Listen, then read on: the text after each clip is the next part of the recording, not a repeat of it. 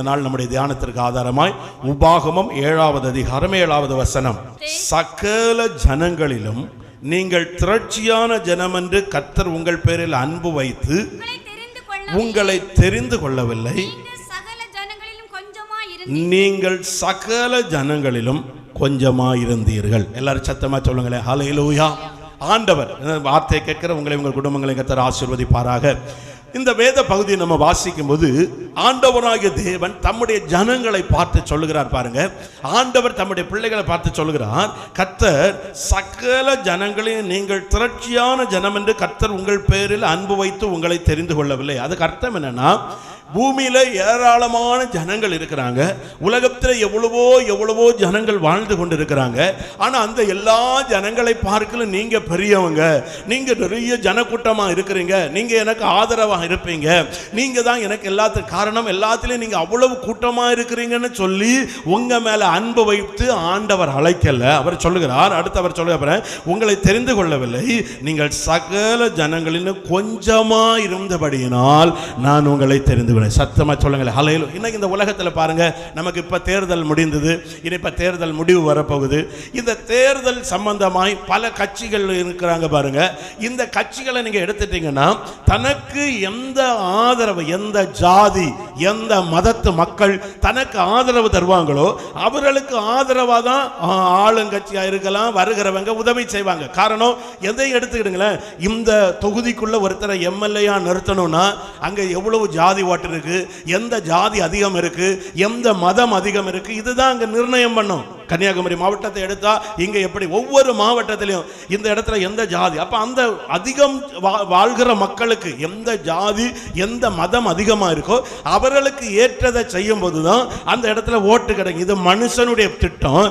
ஆண்டவர் சொல்லுவார் பாருங்க, நீங்க திரட்சியான ஜனங்கள்னு உங்களை நான் தெரிஞ்செடுக்கல, நீங்க எல்லாரும் நடுவில் கொஞ்சமா இருந்ததுனால தான் நான் உங்களை தெரிந்து கொண்டேன். சப்தமா சொல்லுங்களேன், ஹல்லேலூயா. என்ன நீங்க கொரிந்து புத்தகத்தை கொரிந்தியர்ல வாசிக்கும் போது கொரிந்து சபையை குறித்து ஆண்டவர் சொல்கிறார், நீ புத்திமான் என்றோ, நீ அறிவாளி என்றோ, நீ ஞானி என்றோ உன்னை நான் தெரிந்து கொள்ளல, உன்னை நான் ஞானவான்களை வெட்கப்படுத்தும்படியாய் பைத்தியங்களாக உங்களை நான் தெரிந்து கொண்டேன். சத்தமா சொல்லுங்களேன், ஹல்லேலூயா. புத்திமான்களை வெட்கப்படுத்தும்படியாய் சாதாரணமான நம்மை, அப்ப நம்முடைய ஆண்டவரை தெரிந்து கொள்ளுதல் எப்படி இருக்குன்னா, ஆண்டவர் பெரிய ஒரு கூட்டத்தை தெரிந்தெடுக்கிற தேவன் அல்ல, ஆண்டவர் ஒரு பெரிய ஐஸ்வர்யவான தெரிந்தெடுக்கிற தேவன் அல்ல. இப்ப ஆண்டவருக்கு இன்னைக்கு நம்ம எல்லாம் ஆண்டவருக்காக ஊழியம் செய்கிறோம், ஆண்டவருக்காக நம்ம செய்கிறோம். இப்ப இதே இடத்துல ஒரு 5 பணக்காரன் பெரிய கோடீஸ்வரன் இந்த இடத்துல இருந்தா, ஆண்டவர் 5 கோடீஸ்வரன் இந்த இடத்துல வச்சா நம்ம ரூபாய்க்கு ஒருத்தனை கேட்க அவன் கொடுப்பான்னு நம்ம நினைப்பான். ஆண்டவருக்கு தெரியும், அந்த கோடீஸ்வரனை கொண்டு வந்து அவன் என்ன சொல்லுவான், என் பணத்துல தான் இன்ன இடத்துல சபையை கட்டினேன், என் பணத்துல தான் இன்னும் ஆலயத்தை கட்டினேன், என் பணத்துல தான் இதை செய்தேன். ஆனா ஆண்டவருக்கு தெரியும், கொஞ்சமாய் சாதாரணமாய் சிறுக கூட்டமா இருக்கிறத அதை கொண்டு வந்து உயர்த்தி ஆசீர்வதிப்பதுதான் கர்த்தர் விரும்பக்கூடிய ஒரு பெரிய காரியம். எல்லாரும் சொல்லுங்க, ஹல்லேலூயா. இஸ்ரவேலை பார்த்தவர் சொல்ல பாருங்க, உங்களை தெரிந்து கொள்ளவில்லை, நீங்கள் சகல ஜனங்களிலும் கொஞ்சமா இருந்தீர்கள். இன்றைக்கு இந்த இடத்துல வந்திருக்கிற தேவ ஜனமே, தெரிந்து கொள்ளுதலின் ஒரு நோக்கத்தை நீங்க முதல்ல புரிஞ்சுக்கிடும்படி தான் நான் இதை சொல்லுகிறேன். ஆண்டவரே, உமக்கு பிள்ளையா என்னை மாற்றிட்டீங்க, உமக்கு சபைக்கு வருகிறேன், உம்மை ஆராதிக்க வருகிறேன், எனக்கு பக்கத்தில் இருக்கிறவங்க அப்படின்னு சொன்னா ஆண்டவரை தேடல, ஆலயத்துக்கு வரல, எவ்வளவு உயர்ந்த இடத்துல இருக்கிறாங்க, அவங்க பிள்ளைகள் எல்லாம் மேன்மை அடைஞ்சிருக்கிறாங்க, அவங்க குடும்பம் எல்லாம் இப்படி இருக்கு, அவர்களுடைய தொழில் இப்படி இருக்கு, எல்லாம் இப்படி இருக்கு. நீங்க அழைக்கப்பட்ட தேவனுடைய பிள்ளை ஒன்றை தெரிந்து கொள்ளணும், என்னை தேவன் தாழ்மையிலிருந்து அழைத்திருப்பதை நோக்கம். ஏன் இவ்வளவு மேன்மையான மனிதர்களை தெரிந்தெடுக்கல, தாழ்மையுள்ள சாதாரணமான என்னை தெரிந்தெடுத்ததை நோக்கம், என்னை கர்த்தர் பலுகி பெருகி அநேகருக்கு நான் ஆசீர்வாதமா இருப்பேன். கரங்களை தட்டி எத்தனை பேர் இதை நம்புகிறீங்க? ஆமென். இப்போ நடிகர் ரஜினிகாந்த் இருக்கிறாரு, நடிகர் விஜய் இருக்கிறாங்க. இன்னைக்கு தேசத்தில் இவர்கள் அறியப்படத்தக்க ஒரு மனுஷர்கள். நம்ம நினைப்போம், ஆண்டவரை இன்னைக்கு நம்ம ஜெபம் பண்ணோம், ஆண்டவரை ரஜினிகாந்த் ஆண்டவர் அறியணும். அவர் அறியாததா? ஆண்டவர் இவ்வளவு நம்மளெல்லாம் ரட்சித்த தேவன், ஆண்டவர் அவங்களை ரட்சித்து இப்ப நடிகர் ரஜினிகாந்த் மத்த இயேசுவை ஏற்றுக்கொண்டு ஒவ்வொரு மேடையில வந்து இயேசுவை தெய்வம்னு சொன்னாருன்னா ஒரு கூட்டம் அதை நம்புவதற்கு ஆயத்தமா இருக்கு. ஆனா ஆண்டவர் அதை எதிர்பார்க்கல. குடிச்சிட்டு தெருவில் தண்ணி அடிச்சுட்டு விழுந்து கிடந்தவனு தான் அவன் பிரசங்கம் பண்ணி மனம் திரும்புவதுதான் கர்த்தர் எதிர்பார்க்கிறார். சத்தமா சொல்லுங்க. ஒருத்தன் இப்ப நல்ல பாருங்க, எத்தனை ஊழியக்காரங்க நல்ல படித்த அறிவாளிகள் ஞானவான்கள் எத்தனை பேர் இருக்கிறான். அவங்க சொல்லுவதை கேட்பதற்கு ஆண்டவர் சாதாரண வேண்டான்னு உள்ளதுதான் அவன் சொல்லுவதுதான் ஆண்டவர். அதன் மூலம் தான் தேவனுடைய கிரியை வெளிப்பட கர்த்தர் எதிர்பார்க்கிறார். இன்னைக்கு முதலாவது நான் உங்களுக்கு சொல்லுகிறேன், இந்த இடத்துல வந்து இந்த வார்த்தை கேட்கிற தேவ ஜனமே, ஏன்ப்பா என் குடும்பம் இப்படி இருக்கு, ஏன்ப்பா என் நிலைமை இப்படி இருக்கு, ஏன்ப்பா என் சூழ்நிலை எப்படி இருக்குன்னா, முதலாவது நான் உங்களுக்கு சொல்லுகிறேன், ஆண்டவர் இஸ்ரவேலை பார்த்து சொல்லுகிறார், நீ பெரிய கூட்டம் உன்னை நான் தெரிந்தெடுக்கல, நீ ஒரு சிறிய கூட்டமா இருந்தபடினாலதான் நான் உன்னை தெரிந்து கொண்டேன். ஆண்டவருடைய வார்த்தையை சொல்லுகிறேன். தேவ பிள்ளையே, குடும்பத்தில் பிரச்சனையோடு கூட நீ இருக்கிறபடினாலதான் உன்னை கர்த்தர் தெரிந்தெடுத்தார். அவர் அற்புதம் செய்து உன் பிரச்சனையை மாற்றி உன்னை உயர்த்த அவர் வல்லமை உள்ளவராக இருக்கிறார். உன் வாழ்க்கையில வேலை இல்ல, பிரச்சனை, என் வாழ்க்கையில உயர்வு இல்லை, என் வாழ்க்கையில எடுக்கிறது நடக்கல, என் குடும்பத்தில் வாழ்க்கையில ஒன்று காரியம் நடக்கல, நிம்மதி இல்லை, சமாதானம் இல்லை, ஒன்னதான் ஆண்டவர் தெரிந்தெடுத்து கொண்டு வந்து அவருக்கு சமூகத்தில் நிறுத்தி உன் மூலம்தான் ஆண்டவருடைய அற்புதம் வெளிப்படும். இன்னைக்கு நிறைய பேர் என்ன எதிர்பார்க்கிறாங்க, ஆண்டவரே மேன்மை வரணும், ஆசீர்வாதம் வேணும், ஆண்டவரே உயர்வு வரணும். நான் சொல்லுகிறேன், கர்த்தருடைய நாமத்தினாலே உன்னை தாழ்வில் நினைக்கிற ஒருவர் உண்டு, அவர்தான் நீயும் நானும் ஆராதிக்கிற கர்த்தராக இருக்கிறார். மீண்டுமாய் சொல்லுகிறேன், வசனத்தின்படி இஸ்ரவேலை பார்த்து சொன்னார், நீ திரட்சியான கூட்டமானபடி நான் உன்னை தெரிஞ்சுக்கிடல, ஒரு சிறு கூட்டமானபடி நான் உன்னை தெரிந்து கொண்டேன். இன்னைக்கு இந்த வார்த்தை கேட்கிற உங்க வாழ்க்கையில எத்தனை பேர், ஆண்டவரை இன்னும் என் குடும்பத்தில் முன்னேற்றம் வரலையே, இன்னும் என் குடும்பத்தில் ஆசீர்வாதம் வரலையே, இன்னும் என் குடும்பத்தில் நடக்க வேண்டியது நடக்கலையே, உன்னை பார்த்து தான் ஆண்டவர் சொல்லுகிறார், இந்த சிறுமை, இந்த நெருக்குதல், இந்த வேதனை எதுக்கு தெரியுமா? நீ நம்பி இருக்கிற ஆண்டவர் அவருக்கு பிள்ளையா உன்னை மாற்றி உன்னை உயர்த்தி உன்னை ஆசீர்வதித்து உன்னதங்களில் வைப்பதை எல்லா கண்களும் காணத்தக்கதாய் அவர் கிரியை செய்வதற்கு உன்னை இந்த பாதை நடுவில் அவர் நடத்தி கொண்டிருக்கிறார். யோசேப்ப ஆண்டவர் ஒரேடியா தூக்கி சிங்காசனத்தில் உட்கார வைத்திருக்க முடியும். தாவீது ஆண்டவர் ஒரேடியா தூக்கி சிங்காசனத்தில் உட்கார வைத்திருக்க முடியும். தாவீதின் வாழ்க்கையை திரும்பி பாருங்க. தாவீதை கர்த்தர் அபிஷேகம் பண்ணின பிறகு தாவீது எந்த ஸ்தானத்தில் உட்காருவதற்கு ஆண்டவர் தெரிந்தெடுத்து தாவீதை வச்சாரோ அதே ஸ்தானத்தில் இருக்கிறவன் ஈட்டியை தூக்கிட்டு துரத்து கொல்லும்படியா. நன்றாய் புரிந்து கொள்ளுங்க. எந்த தாவீதை அந்த ராஜ அரண்மனையில அந்த சவுல் ராஜா இருக்கக்கூடிய இடத்துல அடுத்த ராஜாவா இருக்கும்படி தெரிந்து கொள்ளப்பட்ட தாவீது, அதே தாவீதை எந்த இடத்துல ராஜாவை அமர வைக்கணும்னு ஆண்டவர் நினைச்சாரோ அதே இடத்துல அதே மனிதன் இருக்கிறவன் தன் ஈட்டியும் படை வீரர்களையும் தூக்கிட்டு கொலை செய்யும்படி விரட்டினான். ஆனா அவனுக்கு தெரியாது என்ன இங்க இருந்து துரத்துகிறான்னு. ஆனா ஆண்டவருடைய திட்டம் என்ன தெரியுமா? அவன் துரத்தினாலும் விரட்டினாலும் நீ இருக்கக்கூடிய ஸ்தலத்தின் இடம் இதுதான். சத்தமா சொல்லுங்களேன், ஆமென். இன்னைக்கு நான் மீண்டும் ஆண்டவருடைய வார்த்தை, எந்த இடத்துல ஆண்டவர் சில நேரம் தேவன் ஆராதிக்கிற தேவ ஜனமே, கர்த்தர் நம்மை ஆண்டவரே இந்த வாக்குத்தத்தத்தை தந்தீரு, இந்த வார்த்தையை தந்தீரு, இதை சொன்னீரு, இதெல்லாம் நிறைவேறல, என் பிள்ளைக்கு சொன்னீரு, என் கணவனுக்கு சொன்னீரு, என் மனைவிக்கு சொன்னீரு, என் வேலையில சொன்னீரு. சில நேரம் அதே நமக்கு எதிராக நிற்கும். ஒன்னு புரிஞ்சுக்கிடுங்க, அதுதான் உன் வாழ்க்கையில் ஆசீர்வாதமாய் கர்த்தர் மாற்றுவா. ஒருவேளை தாவீதை போல ஆண்டவருடைய வாக்குத்தத்தத்தை பெற்று, தாவீதை போல ஆண்டவருடைய ஆசீர்வாத அபிஷேகத்தை பெற்று, தாவீதை போல ஆண்டவரால் அழைக்கப்பட்டு இன்னைக்கு நீ இருக்கக்கூடிய அதே வீட்டில், நான் சொல்லுவது இன்னைக்கு புரியும்படி சொல்லுகிறேன், ஆண்டவர் உங்களை ஒரு வீட்டுக்குள்ள வைத்திருக்கலாம், நீங்க அந்த வீட்டுக்குள்ள இருக்கலாம், அந்த வீடு ஆண்டவர் உனக்கு தந்தது. ஆனா அந்த வீட்டுக்குள்ள நீ இருக்க விடாதபடி அதே வீட்டுக்குள்ள இருக்கிற ஒருவரை சத்துருவாய் எழுப்பி கர்த்தர் உன்னை துரத்தலாம். அப்படி கேட்கலாம், ஆண்டவர் இந்த வீடு எனக்குரியது தானா, இந்த வீடு நீ எனக்கு தந்தது தானா? ஆனா நான் சொல்லுகிறேன், தாவீது இருக்க வேண்டிய ஒரு இடம் இருந்தது, சிங்காசனம். தாவீது இருக்க வேண்டிய ஒரு இடம் ஆண்டவர் குறிச்சார், இதுல தானே இருக்கணும். ஆனா அதற்குள்ள இருந்தவனே துரத்தினான். ஆனால் ஆண்டவர் ஒரு நாள் வந்த பொழுது அதே சிங்காசனத்தில் தாவீதை அமர செய்த ஆண்டவர் ஜீவனுள்ளவர். கரங்களை தட்டி அந்த ஆண்டவரை மகிமைப்படுத்த. கர்த்தர் நல்லவர். நான் ஏன் சொல்லுகிறேன், ஒருவேளை இந்த இடத்துல கண்ணீரோடு இந்த நிலைமையோடு இந்த வார்த்தை கேட்டுட்டு இருக்கிறீங்க, ஆண்டவரே நான் எனக்கு நீர் இந்த வீட்டை தந்தீங்க. நான் எங்கேயோ இருந்த ஆண்டவரே, எங்கேயோ வாழ்ந்த, தேவையில்லாம என்னை கொண்டு வந்து இந்த இடத்துல வச்சீங்க. இன்னைக்கு இதே வீட்டுக்குள்ள சிலர் எனக்கு விரோதமா எழும்பி நான் நிம்மதி கட்ட நிலைமையில இன்னைக்கு இருக்கிறேன் எத்தனை பேர் சொல்லுகிறீரோ, ஆண்டவர் சொல்ற, உனக்கு நான் உன்னை அபிஷேகம் பண்ணினேன், நான் உன்னை அழைத்து, நான் உன்னை தெரிந்து கொண்டு, ஒரு நாள் வரும் இந்த துரத்துன ஜனங்களுக்கு முன்பு நீ அந்த இடத்துல உட்கார்ந்து ஆளுகை செய்கிறவனாய் உன்னை நான் மாற்றுவேன். நம்புகிறவங்க கரங்களை தட்டி, ஆண்டவர் அழைத்தவர் உண்மையுள்ளவர், ஆண்டவர் அவர் மறந்து போகிறவர் அல்ல. இனி நான் சொல்லுகிறேன், தேவன் ஆராதிக்கிற தேவனுடைய பிள்ளைகளுக்கு அடுத்த வார்த்தை சொல்ல, ஆண்டவரே எத்தனையோ திருமணம் வந்தது, ஆண்டவரே எத்தனையோ நல்ல நல்ல நம்ம பாசையில சொன்ன சம்பந்தம் எல்லாம் வந்தப்பா, ஆனா என்னை இப்படிப்பட்ட ஒரு இடத்துல ஒரு வீட்டில் கொண்டு வந்து ஒரு மணமக எனக்கு ஒரு ஏற்ற துணைன்னு சொல்லி ஒரு மனைவியை தந்தி, எனக்கு ஒரு துணைன்னு சொல்லி ஒரு கணவனை தந்தி, ஆண்டவரை ஏன் இந்த நிலைமை இப்படி இருக்கு? ஆண்டவர்கிட்ட கேள்வி கேட்டு இருக்கிற ஆப்துமாவே ஒன்றை பார்த்து ஆண்டவர் சொல்றார், நீ கேட்கறிய ஏன் ஆண்டவரை எனக்கு தந்த வாக்குத்தத்தம் என்ன? எத்தனை நாள் ஜோமன் இந்த திருமணம் நடந்தது, எத்தனை நாள் தேவ சமூகத்தில் போராடி இந்த திருமணம் நடந்து, ஏன் ஆண்டவரை எனக்கு கிடைச்ச மனைவி இப்படி இருக்கா? ஏன் ஆண்டவரை எனக்கு கிடைச்ச கணவன் இப்படி இருக்கா? ஏன் ஆண்டவரை எனக்கு தந்த பிள்ளை இப்படி இருக்கு? இன்னைக்கு கர்த்தருடைய நாமத்தினால சொல்லுகிறேன், உனக்கு தேவன் அபிஷேகம் பண்ணி தந்திருக்கிறார். இதற்கு இடைப்பட்ட நாட்களில் சில எதிர்ப்புகள் உனக்கு இருக்கும். ஒரு நாள் வரும், அவர் உனக்கு கொடுத்த வாக்குத்தத்தத்தின்படி நீ உன் வீட்டில் சமாதானத்தோடு குடியிருக்க கர்த்தர் உனக்கு செய்வார். நம்புகிறீங்களா?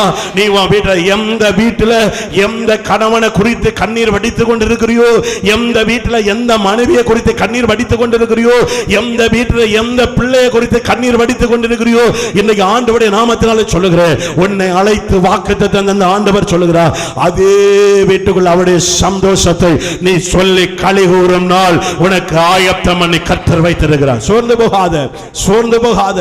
வேதத்தில் மீண்டும் நான் உங்களுக்கு ஆண்டவர் எதற்காக இந்த கால வேளையில் இந்த வார்த்தை பகல் வேளையில் தருகிறாரோ, எத்தனை பேர் இந்த நிலைமையில் இருக்கிறீங்க? ஆண்டவரே சொல்லிட்டீங்க, தந்துட்டீங்க, ஆனா எனக்கு வேதனையாப்பா. ஆண்டவரே எனக்கு வாழ்க்கையில நடத்திட்டீங்க, ஆனா என் வாழ்க்கையில வேதனையாப்பா. ஆண்டவர் மீண்டும் மீண்டுமாய் கண்ணீரோடு வேதனையோடு வந்திருக்கிற உன்னை பார்த்து சொல்லுகிறார், நீ எந்த இடத்துல துரத்தப்பட்டு கொண்டிருக்கிறாயோ, நீ எந்த இடத்துல இது நடக்குமா நடக்காதா என்று சிந்தித்துக் கொண்டிருக்கிறாயோ, உனக்கு வாக்குத்தத்தம் தந்தவர் அந்த வாக்குத்தத்தத்தை நிறைவேற்ற வல்லவராக இருக்கிறார். நாளானது வரும். நினைச்சு பாருங்க, எந்த தாவீதை எந்த யுத்த சேனை துரத்தினதோ அதே யுத்த சேனை தாவீதுக்கு முன்பு கரமே கட்டி நிற்கத்தக்கதாய் நீ போன்னு தாவீது சொன்னா அவன் போகத்தக்கதாய் கர்த்தர் தாவீதை ஆசீர்வதித்து உயர்த்தி வைத்தார். இதுதான் நான் சொல்லுகிறேன். இன்னைக்கு ஆண்டவருடைய நாமத்தினாலே தேவனை ஆராதிக்கிற தேவ பிள்ளையே, எந்த வீட்டுக்குள்ள நீ கண்ணீர் வடித்துக் கொண்டிருக்கிறியோ, எந்த வீட்டுக்குள்ள நீ கதறி கொண்டிருக்கிறியோ, எந்த வீட்டுக்குள்ள சமாதானம் உனக்கு வாக்குத்தத்தத்தை தந்து உன்னை அந்த வீட்டுக்குள்ள குடியேற்றின தெய்வம், உனக்கு வாக்குத்தத்தத்தை தந்து உனக்கு ஏற்ற கணவன் என்று தந்து இன்னைக்கு கணவனுடைய வாழ்க்கையை பார்த்து கண்ணீர் வடிக்கிற நீ, ஏற்ற துணைன்னு மனைவியை தந்து இன்னைக்கு அந்த மனைவி நிமித்தம் கண்ணீர் வடிக்கிற உனக்கு இன்னைக்கு நான் சொல்லுகிறேன், ஆண்டவர் உனக்கு நல்ல பிள்ளைகளை தந்து பிள்ளைகள் நிமித்தம் கண்ணீர் வடிக்கிற உனக்கு சொல்லுகிறேன், ஒரு நாள் வரும் நீ அமைதலாய் சிங்காசனத்தில் உட்கார்ந்து கர்த்தரை துதிக்கக்கூடிய ஒரு நாளை கர்த்தர் வைத்திருக்கிறார். தாவீது எந்த இடத்துல துரத்தப்பட்டானோ, தாவீது எந்த இடத்துல அவனுக்கு விரோதமாய் இந்த சவுலோடு சேனைகள் எழும்பி புறப்பட்டதோ அதே ஸ்தானத்தில் உட்கார்ந்து உத்தரவிடத்தக்கதாய் கர்த்தர் அவனை உயர்த்தினார். யோசேப்பை பாருங்க, எந்த சிறைச்சாலைக்குள் இருந்தானோ, யோசேப்பை பாருங்க, எந்த வீட்டில் பழி சாட்டப்பட்டானோ அதே தேசத்துக்குள்ள உயர்ந்த இடத்திலிருந்து அவனுடைய கட்டளை இல்லாம கையோ காலோ அசையாத அளவிற்கு கர்த்தர் அவனை உயர்த்தி வைத்த தேவன் உயிருள்ளவர். எனக்கு எத்தனை பேர் மீண்டுமாய் தீர்க்க தரிசனமாய் ஆண்டவருடைய அன்னைக்கு அத்தனை வார்த்தை உனக்கு தீர்க்க தரிசனம், இந்த சத்தத்தை கேட்கிற உனக்கு நான் ஆண்டவருடைய நாமத்தினாலே கண்ணீரோடு வாழ்ந்து கொண்டிருக்கிறாயோ, கவலையோடு என்னப்பா இந்த வாழ்க்கையை விட பெய்றது நல்லதுன்னு நினைக்கிற உனக்கு ஆண்டவர் சொல்கிறார், நீ கொஞ்சம் கூட்டமா இருந்தபடினால் நான் உன்னை தெரிந்து கொண்டேன். சத்தமா சொல்லுங்க ஹல்லேலூயா. அடுத்த ஆண்டவர் சொல்லுகிறார் பாருங்க, இந்த கொஞ்சம் கூட்டமா இருந்து தெரிந்து கொள்ளுகிற நம்ம ஆண்டவருடைய திட்டத்தை நம்முடைய வாழ்க்கையில் அவர் நிறைவேற்றணும்னா, ஆண்டவருடைய நம்முடைய வாழ்க்கையில் நிறைவேறணும். ஆண்டவர் என்ன விரும்புகிறார் பாருங்களேன். வெளிப்படுத்தின விசேஷம் 3வது அதிகாரம், வேதத்தை திருப்பிக் கொள்ளுங்க. வெளிப்படுத்தின விசேஷம் 3வது அதிகாரம், அதுல 8வது வசனத்தை படிங்க. வெளிப்படுத்தல் 3வது அதிகாரம் 8வது வசனத்தை படிங்க. ஆண்டவர் அங்க என்ன சொல்கிறார், கொஞ்சம் கூட்டமா இருக்கிற நமக்கு எது தேவை, அப்ப எதனால நம்ம ஆசீர்வதிக்கப்படுவோம் பைபிள் சொல்லுது, படிங்களேன். உன் கிரியைகளை அறிந்திருக்கிறேன். உனக்கு கொஞ்சம் பலன் இருந்தும் நீ என் நாமத்தை மறுதலியாமல் என் வசனத்தை கை கொண்டபடியினால் இதோ திறந்த வாசலை உனக்கு முன்பாக வைத்திருக்கிறேன், அதை ஒருவனும் பூட்ட மாட்டான். எல்லாரும் சொல்லுங்க ஹல்லேலூயா. நல்லா புரிந்து கொள்ளுங்க. கொஞ்சம் கூட்டம், கொஞ்சம் பலன், இதுதான் ஆண்டவர் சொல்றார். இந்த கொஞ்சம் கூட்டத்துக்கு, இஸ்ரவேல் ஒரு சின்ன கூட்டம், கொஞ்சம் கூட்டம் ஆண்டவருக்கு பார்வையில, அந்த இஸ்ரவேலுக்கு ஒரு பெரிய பாலுமேனு ஓடுகிற கானானை கர்த்தர் வைத்திருந்தார். இங்கே ஆண்டவர் அடுத்து சொல்லுவார் பாருங்க, உன் கிரியைகளை நான் அறிந்திருக்கிறேன், உனக்கு எல்லாத்தையும் நான் அறிஞ்சிருக்கிறேன், உனக்கு கொஞ்சம் பலன். அதை பார்க்கும்போது சொல்ற கொஞ்சம் கூட்டம், இங்க நம்ம பார்க்கிறோம் கொஞ்சம் பலன். ஆண்டவர் சொல்றாரு, நீ கொஞ்சம் பலன் இருந்தும் ஆண்டவருடைய கிரியைகள், உன் கிரியைகளை அறிந்திருக்கிறேன், உனக்கு கொஞ்சம் பலன் இருந்தும் என் நாமத்தை மறுதலியாமல் என் வசனத்தை கை கொண்டபடினால் இதோ ஒரு திறந்த வாசல உனக்கு முன்பாய் நான் வைத்திருக்கேன். சத்தமா சொல்லுங்களேன். காரணம் கொஞ்சம் பலன் தான். அது ஒரு சின்ன கூட்டம், இது கொஞ்சம் குறைந்த பலன். இன்னைக்கு நிறைய பேருக்கு வாழ்க்கை குறைந்த பலன் இருந்தோம். சிலர் சொல்லுவோம் தெரியுமா, இனி என்னால தாங்க முடியாதப்பா, இனி என்னால தாங்க முடியாது, இனி என்னால ஒன்றும் செய்ய முடியாது, இவ்வளவுதான் என்னால. எத்தனை பேர் சொல்லு, ஆண்டவரே எனக்கு வீட்டில் இனி என் பிரச்சனை என்னால் தாங்க முடியலப்பா, இனி எனக்கு பிள்ளைகளுக்கு கவலை என்னால் தாங்க முடியலப்பா, இனி எனக்கு காரியத்தை என்னால் சுமக்க முடியும். எத்தனை பேர் சொல்லுகிறீங்க, உனக்கு கொஞ்சம் பலன் இருந்தும் கர்த்தருடைய வார்த்தைக்கு நீ கீழ்ப்படிந்து அவரை மறுதலியாதபடி அவர்கள் சமூகத்தில் வருகிறதுனால ஒரு திறந்த வாசலை கர்த்தர் உனக்காய் உன் சந்ததிக்காய் கர்த்தர் ஏற்படுத்தி. சத்தமா சொல்லுங்க ஹல்லேலூயா. அன்றைக்கு இயேசு உயிரோடு எழும்பின பொழுது இயேசுக்கு கல்லறைக்கு சில பெண்கள் போகிறாங்க, ஸ்திரீகள் போகிறாங்க. அங்க இயேசுவின் கல்லறைக்கு போகும்போது வசனம் சொல்லுது, ஒரு பெரிய கல்லை புரட்டி வச்சிருக்கிறாங்க. கல்லறைக்கு மேல ஒரு பெரிய கல்லை புரட்டி வைத்திருக்கிறாங்க. அப்ப இந்த கல்லை பார்த்த உடனே இந்த ஸ்திரீகள் ஒருத்தரோடு ஒருத்தர் பேசுகிறாங்க, இவ்வளோ பெரிய கல் இருக்கு, இதை யாரு புரட்டுவா? இவ்வளோ பெரிய கல்லை தூக்கி கல்லறைக்கு மேலே வச்சிருக்கு. இயேசுவை பார்க்கணும், அவருக்காக சில பொருட்கள் வாங்கிட்டு வந்தா உள்ள வைக்கணும், அவரை பார்க்கணும், இதை யார் புரட்டுவான்னு சொல்லி முடிப்பதற்கு முன்பு, காரணம் இவர்களுக்கு தெரியும் ஸ்திரீகள் பலவீனமானவர்கள் என்று சொல்லி பைபிள் சொல்லுது. அவர்கள் ஒரு கல்லை புரட்டுவதற்குரிய பலன் அவர்களுக்குள்ள இல்லை என்பது அவர்களுக்கு தெரியும்.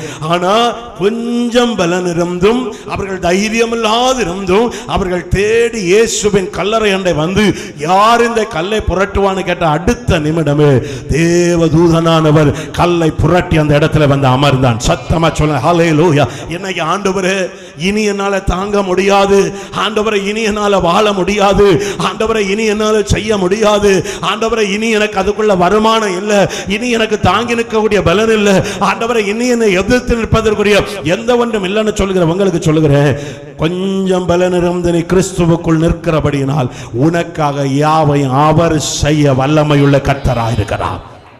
கொஞ்சம் பலன் இருந்தும் நீ ஆண்டவரை மறுதலியாதபடி ஆண்டவருக்காக நின்றபடியினால் உனக்கு எதை செய்யணுமோ அதை கர்த்தர் உனக்காய் செய்ய வல்லமையுள்ள கர்த்தராய் இருக்கிறார். ஒரு பலவீனமுள்ள ஒரு மனுஷன், ஒரு பலவீனமா இருக்கிறவன் ஒரு சுமடு தூங்க முடியல, கஷ்டமா தூக்குறானா, பலனோடு கூட இருக்கிற மனுஷர்கள் நம்ம உடனே போய் தூக்கி தரணுமா அப்படி சொல்லி அவங்க தலையில தூக்கி விடுவதற்கு உதவி பண்ணுவோம். சர்வ வல்லவர் நமக்காக உயிரை கொடுத்தவர், உன்னால சில சுமைகளை தூக்க முடியாம நீ கஷ்டப்பட்டு கொண்டு அவர் பார்த்து ரசிச்சுட்டு இருக்கிறவரா, அவர் இறங்கி உனக்கு அற்புதம் செய்ய. எல்லாரும் சத்தமா சொல்லுங்க ஹல்லேலூயா. தேவன் ஆராதிக்கிற தேவ ஜனமே நிறைய நேரங்களில் நிறைய சூழ்நிலைகளில் நமக்கு பலன் இல்லை. நிறைய நேரங்களில் அதான் வேதத்தை வாசிக்கும் போது வசனம் சொல்லுது, பலன் உள்ளவனுக்காகிலும் பலன் இல்லாதவனுக்காகிலும் உதவி செய்வது அவருக்கு லேசான காரியம். எல்லாரும் சொல்லுங்க ஹல்லேலூயா. அப்ப வசனம் நமக்கு தெளிவா சொல்லுது, உனக்கு கொஞ்சம் பலன் இருந்து. இப்ப எத்தனை பேர் இந்த சூழ்நிலையோட இந்த வார்த்தையை கேட்குறீங்க, ஆண்டவரே சூழ்நிலையை பார்த்தா எல்லாம் முடிஞ்சு எல்லாம் இதுதான், இப்ப ஏதோ ஒரு கொஞ்சம் பலன் ஓடுது. சில பாம்பெல்லாம் அடிச்சு போட்டோம்னா கொஞ்சம் போல, எனக்கு வீட்டில் அடிக்கடி இந்த பள்ளி அடிப்பு நடக்கும், அடிச்சு போட்டு அது கீழே போட்டுட்டு அடுத்து அவளுக்கு ட்ரைனிங், நீ அடி பார்ப்பான். ஆனால் அது யாருக்குன்னே செத்து கொஞ்சம் போல தான் இருக்கும், அது இப்படி தன்னோடனே ஒரு வாட்டம். இதே போல் பாம்பை நம்ம அடிச்சு போட்டுனீங்களேன், அதுவும் சில நேரம் கொஞ்சம் போல பலன் இருக்கு. நான் ஆக்சுவலி ஒரு நாள் ஒரு பாம்பு அடித்தான், கொஞ்சம் போல. அப்போ பிறகு ஒரு அரை மணிக்கூர் சுள்ளியோ கண்ட பாசிட்டிவ் பாம்பு, அதுக்கப்புறம் அதில் ஓலை கடந்த பாசிட்டிவ் பாம்பு என்னன்னு தானே, அது கொஞ்சம் போல தீ வைக்கும் போது பாசிட்டிவ் உயிர் இருக்கு, உயிர் இருக்கு. அப்போ நான் ஏன் சொல்லுவேன் கொஞ்சம் பலன். இன்னைக்கு நிறைய பேருக்கு வாழ்க்கை அப்படிதான், எது என்ன செய்யுது இது இவனு கூட வாழுதை விட தள்ளிட்டு வீட்டுக்கு போகிறது நல்லது. பிள்ளைங்க முகத்துக்காண்டி கொஞ்சம் பலம் அடித்தாலும் கொன்னாலும் இவனு கூட இருப்பேன். சத்தமாக சொல்லுங்களேன். ஹல்லேலூயா. இதுக்காக உடனே சகோதரி மாதிரி சந்தோஷப்படுறதில்லை. சில ஆம்பளைகளுக்கு நிலைமை அதை விட மோசம். இது இவளுக்கு கூட வாழுதை விட செத்து போகிறது நல்லது. ஆனால் என்ன செய்து ஊருகாரன் காரி துப்பி போடுவான்னு சொல்லிக்கிட்டு வாழக்கூடிய ஆம்பளைகளும் உண்டு. நம்ம சபையில் அப்படி இல்லை. சத்தமாக சொல்லுங்களேன். ஹல்லேலூயா. நான் ஏன் இதை சொல்லுங்க, ஆண்டவரை ஆராதிக்கிற தேவனுடைய பிள்ளைகள் நமக்கு கொஞ்சம் பலன். ஒருவேளை இந்த நிலைமையில அப்பா எனக்கு வீட்டுக்கு பிரச்சனை இப்படி இருக்கு, என்னால் இனி தாங்க முடியாது, ஏதோ நான் வாழுகிறேன், என் குடும்பத்துக்கு நிலைமை இப்படி இருக்கு, இனி தாங்க முடியாது, ஏதோ வாழுகிறேன்னா ஆண்டவர் சொல்வாரு, கொஞ்சம் பலம் இருந்து நீ மறுதலியாதபடியினால் உனக்கு முன்ன நான் ஒரு திறந்த வாசலை உனக்கு நான் வைத்திருக்கிறேன். இன்றைக்கு கர்த்தருடைய நாமத்தினாலே உன் வீட்டில் இருக்கிற பிரச்சனையை பார்த்தா நீ இதுக்கு முன்ன ஆராதனையை நிறுத்தி இருக்கணும். உன் வீட்டில் இருக்கிற பிரச்சனையை பார்த்தா இதுக்கு முன்ன நீ கர்த்தருக்கு ஆலயத்தை தேடுவதை நிறுத்தி இருக்கணும். உன் வீட்டில் இருக்கிற பிரச்சனையை பார்த்தா இதுக்கு முன்ன நீ பைபிள் வாசிக்கிறதை நிறுத்தி இருக்கணும். ஆனால் எல்லா பிரச்சனையை பார்க்கலும் என் கர்த்தரை நீ நம்பி தேடி வருகிறபடினால் ஆண்டவர் உனக்கு நான் ஒரு திறந்த வாசலை வச்சிருக்கிறேன். உன்னை பார்க்கிறவன் பலவீனன் என்று நினைக்கலாம், உன்னை பார்க்கிறவன் உன்னை ஏளனமா நினைக்கலாம், உன்னை பார்க்கிறவன் பலனற்றவன் நினைக்கலாம். ஆனா ஒரு திறந்த வாசல் இருக்கு. அந்த வாசலுக்குள்ள நீ போகும்போதுதான் எல்லாரும் நினைப்பாங்க, இவ்வளவு பலனற்ற ஒரு மனுஷனுக்கு இவ்வளவு பெரிய ஆசீர்வாதமா. சத்தமா சொல்லுங்களேன். ஹல்லேலூயா. பலவீனன் என்று ஆண்டவர் தள்ளுகிறவர் அல்ல. அப்ப ஆண்டவர் சொல்லுகிறார், உன் கிரியைகளை அறிந்தவனை கொஞ்சம் பலன் இருந்தும் என் நாமத்தை மறுதலியாமல் என் வசனத்தை கை கொண்டபடினால் இதோ ஒரு திறந்த வாசலை உனக்கு முன்பாக நான் வைத்திருக்கிறேன். சத்தமா சொல்லுங்களேன். ஹல்லேலூயா. கொஞ்சம் இருந்தும் ஆண்டவர் ஆசீர்வதிக்கிறவர். நம்முடைய வாழ்க்கையில் ஒரு 2 காரியத்தை மட்டும், வசனத்தை மட்டும் நேரம் மாற்றி முடிக்கிறேன், உங்களுக்கு காண்பிக்க விரும்புகிறேன். தெரிஞ்ச காரியம் தான் 1 ராஜாக்கள் 17வது அதிகாரம். 1 ராஜாக்கள் தெரிந்த காரியம் 17வது அதிகாரத்தில் அதில் 12வது வசனத்தை படிங்க. 1 ராஜாக்கள் 17வது அதிகாரம் 12வது வசனங்களை மட்டும் நான் சொல்லுகிறேன். ஸ்தோத்திரம். அதற்கு அவள் பானையில் ஒருபடி மாவும் கலயத்தில் கொஞ்சம் எண்ணெயும் அல்லாமல் என்னிடத்தில் ஒரு அடையும் இல்லை என்று உம்முடைய தேவனாகிய கர்த்தருடைய ஜீவனை கொண்டு சொல்லுகிறேன். இதோ நானும் என் குமாரனும் சாப்பிட்டு செத்து போக அதை எனக்கு அவனுக்கு ஆயத்தப்படுத்துறதுக்கு 2 விறகு பொறுக்கிறேன் என்றால். எல்லாரும் சத்தமா சொல்லுங்க. ஹல்லேலூயா. இது நமக்கு தெரிஞ்ச இதுக்குள்ள இருக்கிறத சொல்லுகிறேன். கொஞ்சத்துல கர்த்தர் செய்யக்கூடிய நன்மைகள் இங்க நம்ம பார்க்கிறோம். எலியா ஆண்ட ஆகாப்புக்கு முன்ன போய் நினைத்து சொல்லுகாரு, நான் சொல்லாம மழையும் பெய்யாது பனியும் வராது. ஆண்டவர் வானத்தையும் அடைச்சு விட்டார். அதுக்கு பிறகு நீங்க பார்த்தீங்கன்னா கொஞ்ச நாள் கேருத்துக்கு பக்கத்திலே உட்கார்ந்து இருக்காரு, தண்ணீரும் வற்றிட்டு ஆண்டவர் சொல்லுகாரு, நீ இனி சாரிபாத்துக்கு போ, அங்க ஒரு விதவை.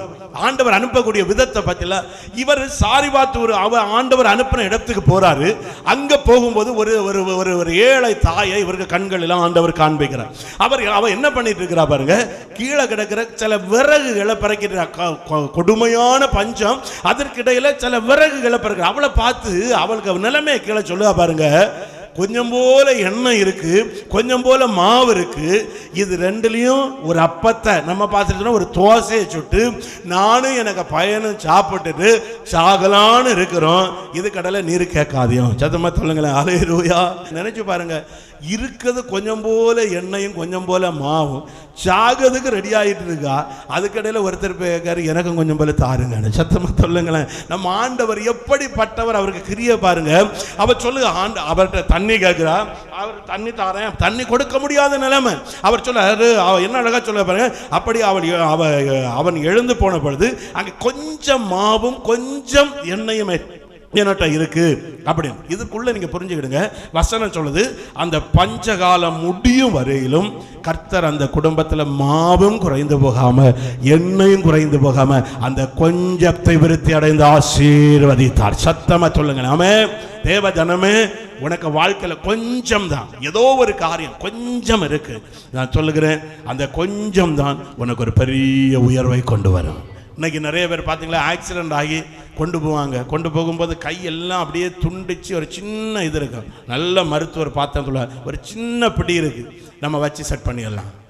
இதுதான் ஒரு சின்ன படி இருக்குது, ஒரு சின்ன காரியம் இருக்குது. நமக்கு அதுக்குள்ள தரணும் சான்ஸ் இருக்குது, நம்ம செக் பண்ணிடலாம். எத்தனை இடங்களில் பார்த்து அதே போல் நான் சொல்லுவேன், ஒரு சின்ன ஒரு காரியம் கர்த்தர் உன்னிட்ட வச்சிரு, இதை வச்சே உன்னை பெரியவனாய் கர்த்தர் மாற்ற வல்லமை உள்ள தேவனார். எத்தனை பேர் சொல்லாமே ஒரு சின்ன, இப்போ எத்தனை பேர் முடிஞ்சுன்னு நினைக்கிறோம், ஆனால் அதுக்குள்ளே ஏதோ ஒரு சின்ன ஒரு காரியத்தை வச்சிருக்கிறாரு இல்லையா. உடஞ்சி போச்சுதுன்னு நினைக்கிறோம், அதுக்குள்ளே ஏதோ ஒரு சின்ன காரியம் இருக்கு இல்லையா. என்னை கர்த்தருடைய நாமத்தினாலே சொல்லுகிறேன். அவர் சொல்லுகா, நானும் என் மகனும் மரிக்கிறதற்கு ஆயத்தமாகிறோம். ஆனா அவர் சொல்றார், இல்ல, நீ முதல்ல ஒரு அடைய சுட்டு எனக்கு கொண்டு வா. நன்றா புரிந்து கொள்ளுங்க, நம்முடைய வாழ்க்கையில கொஞ்சம் எல்லாம் முடிந்து போச்சுன்னு சொன்னா ஒண்ணும் இல்லை. ஆண்டவர் நம்மை ஏதோ ஒன்றை தந்து உயிரோடு வைத்திருக்கிறார் அல்லவா. நீ உயிரோடு இருக்கிறாய் என்றால் உன்னை கொண்டு ஒரு பெரிய காரியத்தை கர்த்தர் சாதிப்பதற்கு வல்லமை உள்ள தேவனாயிரு. உன்னை கொண்டு சாதிக்க ஆண்டவரால முடியும், உன்னை கொண்டு ஆண்டவரால சாதிக்க முடியும். வேதம் சொல்லுது, யோபுக்கு சரீரமெல்லாம் புண்களினாலும் கொப்பளத்தினாலும் அரிக்கப்பட்டு அவனுக்கு சாவுதான் கடைசின்னு இருக்கும்போது அந்த யோபுக்குள்ள ஒரு விசுவாசம் இருந்தது. எனக்கு ஜீவன் போகல, என் சரீரம் அழிந்தாலும் என்னுடைய ஜீவன் இருக்கிறபடினால் என்னை குறித்து தேவனுக்கு ஒரு ஆலோசனை உண்டு. குடும்பத்தில் பிரச்சனைக்கு மேல பிரச்சனை வந்து என்ன வாழ்க்கை கேள்வியோடு இருக்கிற ஒன்ன பார்த்து எத்தனை பேர் இந்த இடத்துல இந்த நிலைமையோடு இருக்கிறீங்க. குடும்பத்தில் ஒவ்வொரு நாள் ஆண்டவரை ஏதோ ஒரு நாள் நடக்குது போட்டு, ஏதோ 2 நாள் நடக்குது போட்டு, ஏதோ ஒரு வாரம், என்னைக்கு இதுதான் வாழ்க்கை ஆண்டவரை, என்னைக்கும் தான் இதுதான் சூழ்நிலை கேட்கிற ஒன்ன பார்த்து தான் ஆண்டவர் சொல்லுகிறார், யோபுவின் சரீரமெல்லாம் கொப்பளங்களினால் அரிக்கப்பட்டாலும் அவனுக்குள்ள ஜீவன் இருந்து அந்த ஜீவன் போகாததினால யோபுடைய முந்தின நிலைமையை பார்க்கலாம், அவருடைய பின்னர நிலைமையில இரட்டிப்பான நன்மை யோபுக்கு கொடுத்தது போல இன்றைக்கு சில குடும்பங்களோடு தேவன் வாக்குத்தத்தம் பண்ணுகிறார். சில குடும்பங்களை தேவன் ஞாபகப்படுத்துகிறார். நீ என்னைக்கு அழிந்து நாசமாய் போயிருக்க வேண்டிய குடும்பம், ஒரு குடும்பத்தை என்னைக்கு சத்துரு அழித்து ஒன்றுமில்லாமல் ஆக்கி இருக்க வேண்டிய நிலைமை, ஆண்டவர் இன்னைக்கு உன்னை ஜீவனோடு வைத்திருக்கிறார் என்றால் இன்னைக்கு உனக்கு ஆண்டவர் சொல்லுகிற வார்த்தையை நான் சொல்லுகிறேன், உன்னுடைய எல்லா கண்களும் காணத்தக்கதாய் உன்னை மேன்மைப்படுத்துவது அவர் வைத்திருக்கிற திட்டம். ஆமென் சொல்லுகிறவங்க கரங்களை தட்டி ஆமென். இத பார்க்கவா என்னை உயிரோடு வச்சிருக்கிறீங்க? எத்தனை பேர் கேட்கறீங்க, இதெல்லாம் காணும்படியா ஆண்டவரே என்ன உயிரோடு வச்சிருக்கிறீங்க? நான் ஒரு நாள் ஒரு வீட்டில் தங்கி இருந்தேன், ஒரு இடத்துக்கு கூட்டத்துக்கு போயிட்டு அந்த வீட்டில் தங்கி இருந்தேன். பெரிய வீடு, எல்லா வசதியும் இருந்து. அந்த வீட்டு தாயாரை பார்த்தா ஏழை தாயார். அன்னைக்கு என்ன சொல்ல, பாஸ்டர் ராத்திரி உறங்கும் போது ஏசி ஆன் பண்ணிடுங்க எல்லாம். அந்த தாயார் சரி சரி, ஒரு வயசான பாட்டி. அவங்க என்னட்ட 2வது நான் ஜோம் பண்ணிட்டு அந்த வீட்டில் இருந்து வரும்போது ஜோம் பண்ணிட்டு இருக்கும்போது ஒரு வார்த்தை சொன்னாவ, பாஸ்டர் இன்னைக்கு இதெல்லாம் நீங்கள் கன்னியாகுமரியிலேருந்து வந்திருக்கிறீங்க, உங்களை பார்க்க எனக்கு ஆண்டவர் கிருபை தந்தார், இந்த கூட்டங்கள் எல்லாம் பார்க்க கிருபை செய்தார். எனக்கு என்ன மூத்த பையன் என்ன இடத்துல இருக்கான், 2வது காரன் என்ன இடத்துல இருக்கான், இப்படி இருக்கான், இவ்வளோ பெரிய வீடு, மூத்த பையன் கூப்பிட்டுட்டே இருக்கான். இப்போ என்னட்ட சண்டை பாஸ்டர், பூவாத்ததுனால சண்டை, அவன் சண்டை, எல்லாரும் எனக்கு வீட்டில் 2 நாள் 3 நாளாவது வாரங்கன்னு சண்டை. நான் போகவே இல்லை. ஆனால் ஒரு வார்த்தை அந்த தாயார் சொன்ன, என் மனசை விட்டே போகல. ஒரு நாள் என் கணவன் இளம் வயதில் மரித்து போன பொழுது, இத்தனை பிள்ளைகளை எனக்கு எதுக்கு ஆண்டவரை இந்த பிள்ளைகளை கண்ணீரோடு நான் ஒவ்வொரு நாளும் வளர்த்துவதற்கு, அவங்க சொல்லுவாங்க, அத்தனை பிள்ளைகளும் சின்ன சின்ன பிள்ளையா இருக்கும்போது என் கணவன் ஆக்சிடென்ட்ல இறந்து போனாரு. நான் அநேக நேரம் கதறினது உண்டு. கடவுள் என்று ஒருத்தர் இருக்கிற அப்பா ஆண்டவர் அவங்க ஏற்றுக்கிடல. கடவுள் ஆண்டவர்னு ஒரு ஆள் இருந்தால் இந்த பிள்ளைகள், இந்த சின்ன பிள்ளைகளை எனக்கு கையில் தந்துட்டு என் கணவனை ஏன் எடுத்துரு நான் கதறின நாள் உண்டு. என் பிள்ளைகள் பசியினால் துடிக்கும் போது ஐயோ இதுக்கு ஆகாரம் கொடுக்க இல்லையே நான் கதறின நாள் உண்டு. ஒவ்வொரு வீடாக போய் பாத்திரம் கழுவி கடைகளில் தண்ணீர் குடத்தில் தண்ணி எடுத்து கடையில் காலையில் கொண்டு கொடுத்து அவ்வளவு நான் கஷ்டப்பட்ட நாள் உண்டு. ஆனால் அந்த தாய் சொன்ன கடைசி வார்த்தை தான் என் இருதயத்தை விட்டு பிரியாத வார்த்தை, இதெல்லாம் நான் காண்பதற்கு என் தேவன் என்னை உயிரோடு வைத்த. கரங்களை தட்டி இது ஆசீர்வாதம், இதுதான் ஆண்டவருக்கு ஆசீர்வாதம். சொல்லுவாங்க, பாஸ்டர் இங்க இருந்து கார் நான் நினைக்காத காரு பாஸ்டர், என் பையன் ஏத்தி என்னை உட்கார வச்சு அங்கோடி எங்கோடியும் சொல்லுவான்னு சொன்னா அவங்களுக்கு என்னன்னு தெரியாது. ஃப்ரெண்டில் உட்கார வச்சு பெல்ட் மாட்டி விடுது, அவங்க கட்டி வச்சது போல வச்சிருப்பான் இல்லையா, அவுத்தூர்ல அப்படின்னு சொல்லுவேன். இல்லாமா இது அவுத்தா ரூபா கட்டணும் கவர்மெண்ட்டுக்கு, இருங்க அம்மான்னு சொல்லு. அப்போ அவங்க என்ன சொல்லுவாங்க, இதெல்லாம் காண என் பிள்ளைங்க வீட்டில் போனால் பாஸ்டர் நான் சும்மா இருக்க மாட்டேன், அவங்க வீட்டில் தூத்து துடைக்க ஆள் வச்சிருக்கு, அதனால நான் சும்மா இருக்க மாட்டேன், நானும் ஒரு துறப்பை எடுத்து தூப்பேன். வந்தவரேன் சத்தம் போட, அம்மா சும்மா இரு அம்மா வேலை செய்ய ஆள் இருக்கு. அப்பெல்லாம் நான் நினைப்பேன், பிள்ளைங்க வீடெல்லாம் சுற்றி பார்க்கும்போது எண்டவரே இதே வாயால் ஒரு நாள் நான் கேட்டேனே, எனக்கு பிள்ளைகளை கஷ்டத்தை காண என்னைய ஏன் உயிரோட வச்சது. எனக்கு அதே நாவை சொல்லுது, இந்த நன்மைகள் எல்லாம் காணதான் கர்த்தர் என்னை உயிரோடு கூட வைத்தா. ஒருவேளை இன்னைக்கு இந்த இடத்துல வந்து எத்தனை பேர் ஏன்ப்பா இப்படி ஒரு வாழ்க்கை, எதுக்கு ஆண்டவரே? நான் இன்னைக்கு இந்த வார்த்தையை முடிக்கிற நேரமான ஒரே ஒரு வார்த்தையை சொல்லி முடிக்கிறேன்.